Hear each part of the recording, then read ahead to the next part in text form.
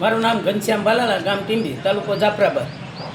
આજે હું 25 વર્ષથી સંયુક્ત પરિવારમાં ખેતી કરું છું। મારી પાસે 30 થી 32 વીઘા જમીન છે। આ વર્ષે ચોમાસે મેં મગફળી અને ડુંગળી વાવી હતી, બરાબર। ત્યારે એમાં કમોસમી વરસાદને લીધે તમામ પાક ફેલ ગયો છે, એ તો કુદરતી છે। અને ત્યાર પછી મેં ઘઉં અને ચણા જેવા પાક વાવ્યા છે।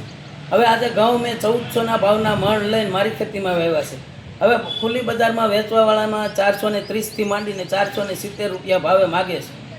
આ ઘઉં પોષણક્ષમ ભાવ મને પોસાતા નથી અને બાજરીના પણ ભાવ નથી। એટલે આ બાબતે મેં એક કૃષિ મંત્રીને અરજી લખી છે કે મને ગાંજો વાવવાની પરમિટ આપે। જો કૃષિ મંત્રી મને ગાંજો વાવવાની પરમિટ આપે તો હું એના નીતિ નિયમ પ્રમાણે વાવેતરથી માંડી અને વેચાણ સુધી એના સરકારના નિયમ પ્રમાણે હું ગાંજાનું વાવેતર કરી શકું, કારણ કે અમારા કોઈ પોષણક્ષમ ભાવ નથી। આજે સરકાર એવા બણગા ફૂંકતી હતી કે 2022માં ખેડૂતોના ડબલ ભાવ થશે, એને બદલે ખેડૂતો દેવાદાર થયા છે।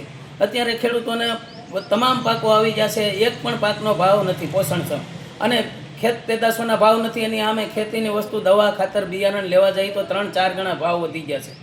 એટલે ન છૂટકે ખેડૂતોને ભારતનું બંધારણ ન હોવા છતાં અમારે આ માગણી ખેડૂતો પાસે કરવી પડે છે। આવા જ અવનવા વિડીયો જોવા માટે ફોલો કરો ઇન સેકન્ડ્સ।